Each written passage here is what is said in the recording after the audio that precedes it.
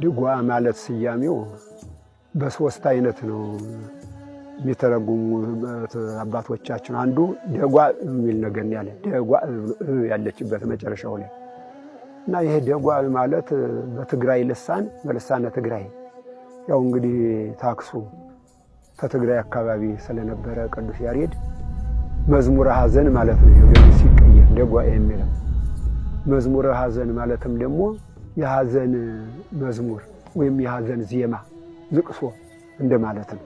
ይሄ ሙሾ ያው ዜማው ነው ሲጮህ እንደምትሰሙት እግዚአብሔርን በሐዘንና ልክ በምህላ በግዚዮታ አሁን ቅዳሴ ማለት እንግዲህ እግዚአብሔርን በግዚዮታ በምህላ እንትን መለመት ነው እና ከዚያ ይሄ የተሰጠው ስም ነው። አንዱ የሐዘን ልቅሶ እግዚአብሔርን በሐዘንና በዋይታ በምህላ በመለላ ያዘኑ እግዚአብሔርን መለመን ማመስገን ማለት ነው ደጓ ማለት እና ሁሉም ምስጋናው ሁሉ የሚወጣ ከዚህ ከውስጥ ቅዱስ ያሬድ ዜማውን ካዘጋጀው ከዚህ ውስጥ ተጽፎ ከተቀመጠው ውስጥ ነው ማንኛውም የሚወጣ። አሁን የሰንበት ተማሪ የሚዘምረውም ሆነ እያንዳንዱ ሁሉ ይሄ በየቤተ ክርስቲያኑ በክብረ በዓል ሲዘመር የምትሰሙት ሁሉ መዝሙር እያልን የምንለው የምንጠራው ከዚህ ውስጥ የወጣ ነው እንጂ ከሌላ ቦታ አይመጣም። አዎ ከዚሁ እያንዳንዱ ሰው ደራሲዎች ያንን ወረብ የሚያወጡት የሚዘምሩት የምንወጣው ከዚህ ውስጥ ነው። ምንጩ ይሄ ነው ዋናው። ከዚህ ላይ አንዱ ይሄ ነው ደጓ ሲባል። ሌላ ሁለተኛው ደግሞ ድጓ ተብሎ ሲጠራ ድግዱገ ጽፈት ማለት ነው።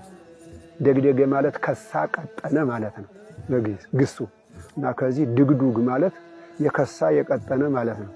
የከሳ የቀጠነ ማለት ምንድነው? አሁን አወጣችሁ ጽሁፉን ብታዩት እንዲያውም እኛ ለዘመኑ አይኑ ለደከመ ሰው ይሻላል በማለት ጥቂት ጎላ ተደርጎ ተጻፈ ሲታተም እንጂ ጽሁፉም ዘሩም በረቂቅ ነው የሚጻፍ።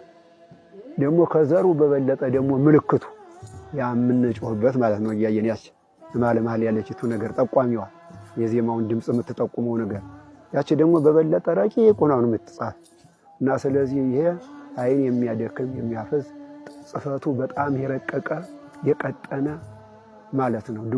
ድጓ ጽፈት ብለን ስንለው ይሄ ነው። በሶስተኛ ደረጃ ደግሞ ድጓ ለቤተ ክርስቲያን ማለት ነው። ድግ የሚባል ነገር አለ አይደል? ይሄ ድሮ አባቶች የሚታጠቁበት እንደ ሱሪ ያለ ነገር ነበር። በዚያ ላይ የተፈተለ ሱሪ ሆኖ ኋላ በዚያ ላይ የዚያ ደግሞ መታጠቂያው ሱሪውም እንትን የተፈተለ ነው። ከጥጥ እዚያው እናቶቻችን ይሰሩት የነበረ እንደሆኑ የዘመናዊ ልብስ ሳይመጣ እንደገና ደግሞ የዚያ መታጠቂያውም ደግሞ እንደ መቀነት ሆኖ ልክ እንደ እንትን መታጠቂያ የሆነ ድግ የሚባል ነገር አለ በዚያ እና ለቤተ ክርስቲያን ድጓ ማለት ነው። ድጓ ማለት የቤተ ክርስቲያን ትጥቋ መቀነቷ ማለት ነው። እና ይሄ ማለት ምንድነው? ቤተ ክርስቲያን የምትገለገልበት የቤተ ክርስቲያን አገልግሎት መስጫ የያዘ ለማለት ነው። እና ሶስት አይነት ትርጉም